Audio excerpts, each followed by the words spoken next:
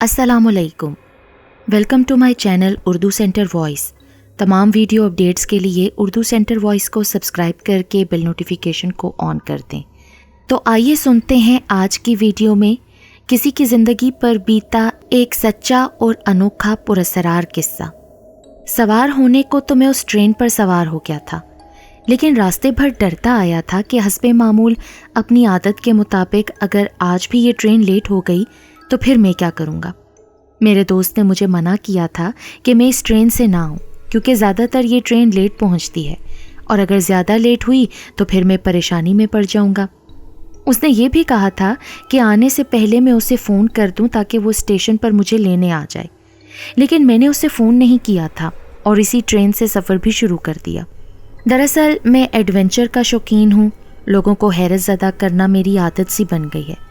मैंने सोचा था कि जब अचानक मैं अपने दोस्त के घर पहुंचूंगा तो वो काफ़ी हैरत ज़दा होगा और मैं खूब महजूज होऊंगा। लेकिन अब इस वक्त मेरी अजीब हालत थी।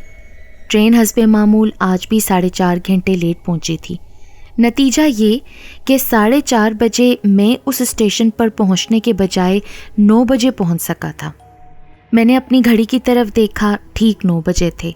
अपने एक हाथ में सूटकेस पकड़कर मैं ट्रेन से उतरकर प्लेटफॉर्म पर आ गया। कोहर में डूबी हुई जाड़े की रात ने मेरा इस्तकबाल किया था। उस छोटे से स्टेशन पर उतरने वाला शायद मैं अकेला मुसाफिर था। मैंने चारों तरफ अंधेरे में देखा, लेकिन कोई नज़र ना आया। ना तो कोई कुली, ना स्टेशन मास्टर, कोई भी नहीं। गाड़ी छूट चुकी थी। ठंडी हवा चली और प्रॉपर कपड़े पहनने के बावजूद मेरे पूरे जिस्म में एक सर्दी की लहर दौड़ गई। खामोश, सुनसान, काली रात, चारों तरफ सन्नाटा, एक हू का आलम और मैं अकेला स्टेशन पर खड़ा था। मेरा दिल चाहा कि मैं लौट जाऊं।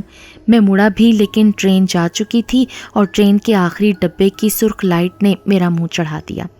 मैंने एक ठंडी सांस भरी, सूटकेस को हाथ में थामा और धीमे धीमे कदम रखता हुआ बाहर की तरफ बढ़ने लगा। बाहर आकर मैंने चारों तरफ नज़र दौड़ाई। दूर तक सवाए अंधेरे के कुछ नज़र ना आया। कोई भी सवारी ना थी जो मुझे दोस्त के घर तक पहुंचा सकती। आसमान पर भी बादल छाए हुए थे, लिहाजा रात और अंधेरी हो गई थी। मैंने आसमान की तरफ देखा और फिर थके कदमों से स्टेशन के अंदर की तरफ पलट पड़ा। प्लेटफॉर्म पर पहुंचकर मुझे अपनी हमाकत पर हंसी आ गई। इतने छोटे से स्टेशन पर वेटिंग रूम की तलाश एक हमाकत नहीं तो और क्या थी। चहलकदमी करते हुए मैं प्लेटफॉर्म के एक सिरे से दूसरे सिरे तक गया, लेकिन वहाँ स्टेशन मास्टर के कमरे के अलावा और कोई कमरा था ही नहीं, और वो भी इस वक्त बंद था। थोड़ी देर टहलने के बाद मैं एक पत्थर की बेंच पर आकर बैठ गया और आंखें बंद कर लीं। अचानक गड़गड़ाहट सी हुई और मैं चौंक पड़ा। फिर बिजली चमकी और पानी बरसने लगा। सर्दी तेज़ हो गई थी। मैंने सूटकेस खोलकर कंबल निकाला और ओढ़ कर बैठ गया। अब ओले भी गिरने लगे थे, सफ़ेद छोटे छोटे पत्थर। मैं गौर से उनकी तरफ देख रहा था। अचानक छन छन की आवाज़ मेरे कानों में गूंजी।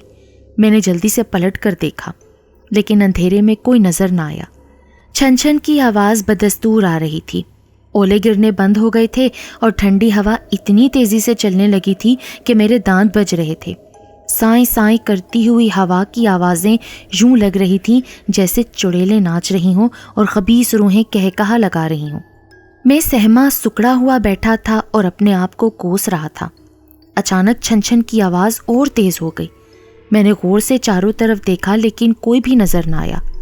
चारों तरफ फिज़ा में साएं साएं हो रही थी और सर्दी कहकहे लगा रही थी। मैंने सोचा शायद मेरे कान बज रहे हैं, लेकिन अचानक मैं उठ खड़ा हुआ। छन छन के साथ अब किसी के कदमों की चाप भी बगौर सुन रहा था मैं, और फिर फिज़ा में किसी का नस्वानी कहकहा गूंजा और मेरे बदन के रोंगटे खड़े हो गए। फिर मुझे ऐसा लगा जैसे ये कहकहे मेरे चारों तरफ नाच रहे हैं। अब मैं बिल्कुल बेहोशी के आलम में था। मुझे वो तमाम किस्से याद आ रहे थे जो मैं बचपन से आज तक सुनता आया था। चुड़ैलों के किस्से, भूतों की कहानियाँ। छन छन की आवाज़ और कदमों की चाप और करीब हो गई थी, और अब मैं अंधेरे में भी एक चलती फिरती स्याही देख सकता था। अंधेरे का वो हिस्सा मेरे करीब आता जा रहा था। मैंने डर कर अपनी आंखें बंद कर लीं। अचानक छन छन की आवाज़ बंद हो गई। میں نے جلدی سے پھر اپنی آنکھیں کھولیں. کوئی میرے بالکل قریب کھڑا تھا. کون ہے آپ؟ یہ کسی نوجوان عورت کی آواز تھی. پھر اس نے ٹارچ جلا کر میرے چہرے کو دیکھا اور بولی, اوہ تم تو کوئی مسافر ہو. تم کون ہو؟ میں نے ڈرتے ڈرتے سہمے ہوئے لہجے میں پوچھا. وہ عجیب انداز سے ہنسی. میں اس اسٹیشن کی مالکہ ہوں. کیا؟ ہاں میں مالکہ ہوں. دیکھو میری طرف, اس نے بڑے تیکھے انداز میں کہا. اب میں نے نظر بھر کر جب اس کی طرف دیکھا تو وہ ایک خوبصورت جوان لڑکی تھی. زیادہ سے زیادہ 18 برس کی رہی ہوگی. اس کے ہونٹوں پر لالی تھی, آنکھوں میں اس نے کاجل لگا رکھا تھا, جسم پر تمام زیورات تھے. اس کے کپڑے بھی سرخ تھے. ٹارچ کی بھرپور روشنی اس نے اپنے چہرے پر کر رکھی تھی. اس کی آنکھیں بند تھیں اور ہونٹوں پر ایک عجیب قسم کی مسکراہٹ تھی. وہ کوئی دیہاتی لڑکی تھی جو دلہن کے روپ میں میرے سامنے کھڑی تھی. وہ آنکھیں بند کیے کھڑی تھی اور میں اس کے حسن کو دیکھ رہا تھا. بابو دیکھ چکے؟ اچانک اس کی آواز گونجی اور پھر وہ عجیب انداز سے ہنستی. میں چونک پڑا اور اس نے ٹارچ بجھا دی. کہاں جانا ہے بابو؟ چمن پور. اس وقت تو کوئی سواری نہیں مل سکتی تمہیں. ہاں میں جانتا ہوں, رات یہیں گزار دوں گا, صبح سواری ملنے پر چلا جاؤں گا. میرے ساتھ چلو گے بابو؟ کہاں؟ میرے گھر. ابھی میں کچھ جواب بھی نہیں دینے پایا تھا کہ اچانک ایک کھانسی کی آواز سنائی دی. لڑکی نے گھبرا کر دیکھا اور جلدی سے بولی, پھر ملوں گی بابو, اور ایک طرف بھاگتی چلی گئی. کھانسنے والا میرے قریب آتا جا رہا تھا. اب میں اس کی کراہنے کی آواز بھی سن رہا تھا. وہ میرے بالکل قریب آ گیا اور بولا, کون ہے؟ مسافر. مسافر؟ اتنی رات میں؟ ہاں. کہاں جانا ہے؟ چمن پور. بابو جی چمن پور کے لیے تو اس وقت کوئی سواری نہیں مل سکتی. تم کون ہو؟ میں نے اچانک اس سے سوال کیا. میں اکا چلاتا ہوں صاحب, گھوڑا گاڑی. تو تمہاری گھوڑا گاڑی کہاں ہے؟ باہر موجود ہے بابو جی. اس سے یہ معلوم کر کے کہ اس کے پاس سواری کے لیے گھوڑا ہے مجھے بڑا اطمینان ہوا. اب میرا ڈر غائب ہو چکا تھا. میں نے اس سے کہا, تو تم مجھے چمن پور پہنچا دو, جتنے کہو گے اتنے پیسے دوں گا. نہیں بابو جی, میں نے اپنی جان تھوڑی دینی ہے. کیوں؟ کیا ہوا؟ کیا بات ہے؟ ایک تو ادھر کی سڑک بہت خراب ہے, دوسرے چور چمار بھی بہت لگتے ہیں. ارے یار چلو بھی نا. نا بابو جی میں نہیں چل سکتا, کہو تو بستی تک پہنچا دوں. بستی تک؟ کون سی بستی؟ یہاں سے جو سب سے قریب گاؤں ہے نا, وہ 1 میل ہے. کہو تو وہاں پہنچا دوں کسی کے ہاں. لیکن وہاں تو مجھے کوئی جانتا ہی نہیں. تو رات ہمارے یہاں گزارو بابو جی, سردی بہت ہے. نہیں ٹھیک ہے, میں یہیں رہ لوں گا. ٹھیک ہے, جیسے تمہاری مرضی سرکار. یہ کہہ کر وہ مڑ گیا اور اسی وقت سرد ہوا کا ایک جھونکا آیا اور میری ہڈی تک میں سردی کی لہر دوڑ گئی. میں کانپ اٹھا. میں نے نظر اٹھا کر دیکھا, گھوڑا گاڑی والا کھانستا ہوا باہر کی طرف چلا جا رہا تھا. سردی اتنی زیادہ ہو چکی تھی کہ اب برداشت نہیں ہو رہی تھی, اور پھر میں نے کچھ سوچ کر گھوڑے والے کو آواز دے دی. وہ پلٹ پڑا. قریب آنے کے بعد بولا, بابو جی ہم تو پہلے ہی کہہ رہے تھے کہ سردی زیادہ ہے, ہمارے ساتھ چلیں. کہتے ہوئے اس نے میرا سوٹ کیس اٹھا لیا. وہ چل پڑا. میں بھی اٹھ کھڑا ہوا تھا اور اب اس کے پیچھے پیچھے چل رہا تھا. باہر پہنچ کر مجھے اس کی گھوڑا گاڑی کہیں نظر نہ آئی. وہ ایک طرف نشیب میں بڑھتا گیا. نشیب میں واقعی گھوڑا گاڑی موجود تھی. اس نے میرا سوٹ کیس گھوڑا گاڑی پر رکھ دیا اور بولا, بابو جی چلو بیٹھ جائیے. میں بیٹھ گیا اور گھوڑا گاڑی چل پڑی. گھوڑا گاڑی چلی جا رہی تھی اور میں خاموش بیٹھا ہوا اپنی آج کی حماقت کے بارے میں سوچ رہا تھا. اچانک مجھے وہ لڑکی یاد آئی. میں نے گھوڑے والے سے پوچھا, اسٹیشن پر کیا کوئی لڑکی رہتی ہے؟ لڑکی؟ نہیں بابو جی. کیوں؟ تمہارے آنے سے پہلے وہاں ایک لڑکی ملی تھی. جالتو جلالتو آئی بلا کو ٹالتو. لڑکی؟ چڑیل رہی ہوگی وہ بابو جی. کیا؟ ہاں. پھر اس نے ایک ٹھنڈی سانس بھری اور جیسے اپنے آپ کو بڑبڑایا, زینت تو نہ مانے گی. اور پھر اس نے گھوڑی کو ایک زوردار چابک رسید کیا. مجھے ایسا لگا جیسے کوئی زور سے عورت روئی ہو. میں چونک پڑا. جلدی سے میں نے گھوڑے والے سے کہا, کیا کوئی گھوڑا گاڑی کے نیچے عورت آ گئی ہے؟ نہیں بابو جی, آپ کے کان بجے ہوں گے. اچانک گھوڑا گاڑی ایک دروازے پر آ کر رک گئی. گھوڑے والا نیچے اترا. اس نے سوٹ کیس ہاتھ میں اٹھایا اور بولا, آئیے बाबूजी। घर का दरवाज़ा खुला हुआ था। मुझे हैरत तो हुई, लेकिन मैं खामोशी से उसके पीछे चलता रहा। एक छोटे से कमरे में पहुंचकर उसने सूटकेस रख दिया और जेब से दिया सलाई निकालकर एक चिराग जला दिया। मैंने देखा कमरे में एक चारपाई बिछी हुई थी और उस पर एक कंबल पड़ा हुआ था। बाबूजी, बस रात इसी पर किसी तरह काट लीजिए। मैंने जूते खोले, खामोशी से उस पर मैं बैठ गया। अच्छा, अब आप लेटें, सुबह मुलाकात होगी। ये कहते हुए वो दरवाज़ा भीड़कर चला गया। मैंने सूटकेस से दूसरा कंबल भी निकाल लिया और दोनों कंबलों को लपेट कर लेट गया। जेब से निकालकर एक सिगरेट सुलगाई और सोने की कोशिश करने लगा। अचानक मुझे ऐसा लगा जैसे कोई धीरे धीरे दरवाज़ा खटखटा रहा हो। बाबूजी, दरवाज़ा खोलो। मैं जल्दी से उठा और दरवाज़ा खोल दिया। मेरी तो हैरत की इंतहा न रही। मेरे सामने स्टेशन वाली लड़की खड़ी थी। तुम यहाँ? मैंने कहा था ना कि मैं आपसे फिर मिलूँगी, लेकिन तुम यहाँ पहुँची कैसे? अरे, यही तो मेरा घर है, मैं आपके साथ ही तो आई हूँ। उसने धीरे से अब एक कहकहा लगाया। और वो घोड़ा वाला? वो तो मेरे बाबूजी हैं। लेकिन तुम कहाँ थी वहाँ पर? अब दरवाजे पर ही बात किए जाएंगे या मुझे मेरे ही घर अंदर भी आने देंगे? ये कहती हुई वो कमरे के अंदर चली आई।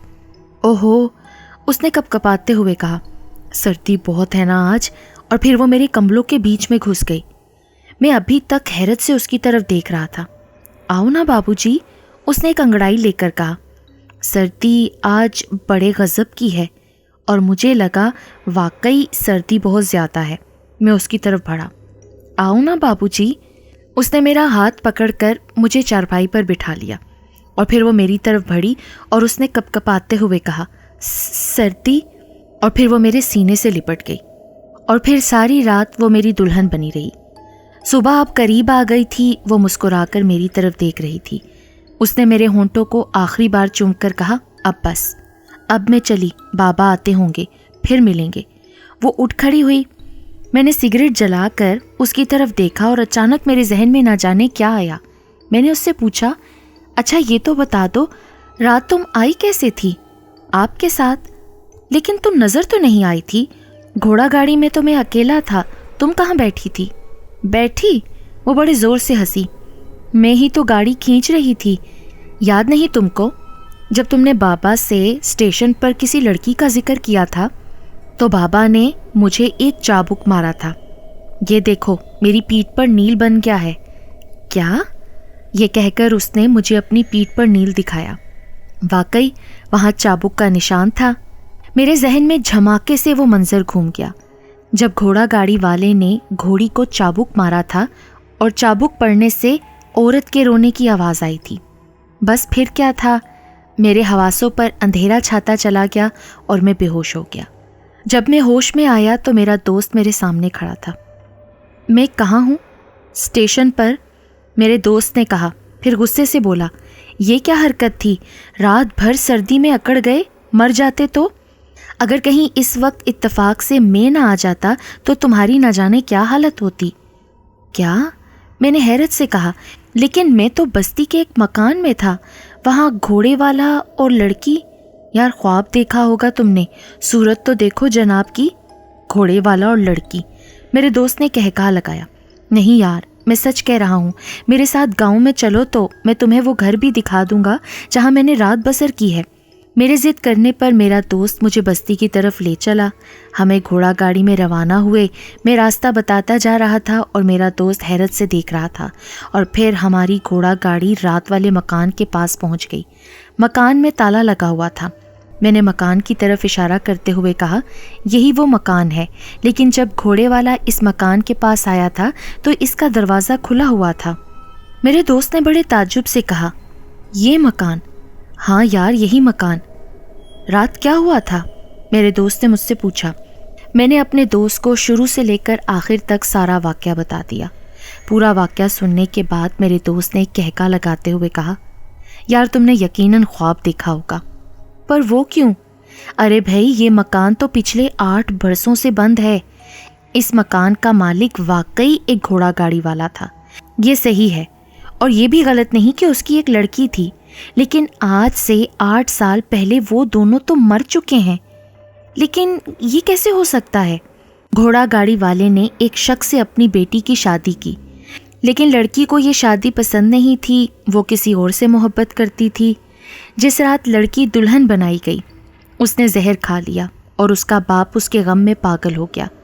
اس نے اسی دن اپنی گھوڑا گاڑی سجائی اور اپنی لڑکی کی لاش کو گھوڑا گاڑی میں لے کر چل پڑا کہ میں اپنی لڑکی کی رخصتی کر رہا ہوں۔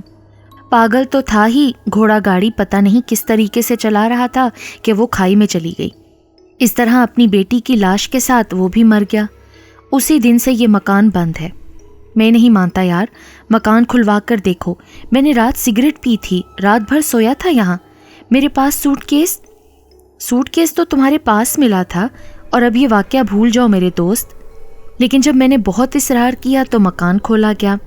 میں اور میرا دوست کئی دوسرے لوگوں کے ساتھ اندر داخل ہوئے۔ میں جس کمرے میں رات سویا تھا اس کمرے میں پہنچا اور پھر واقعی سب حیرت زدہ رہ گئے۔ میری پی ہوئی سگریٹ کا ٹکڑا اب بھی وہاں موجود تھا۔ اس واقعے کو کافی برس گزر چکے ہیں، لیکن جب بھی مجھے وہ بھیانک رات یاد آتی ہے جو میں نے روح یا بدروح کی قربت میں بتائی، تو میرے بدن میں سنسنی کی ایک تیز لہر دوڑ جاتی ہے۔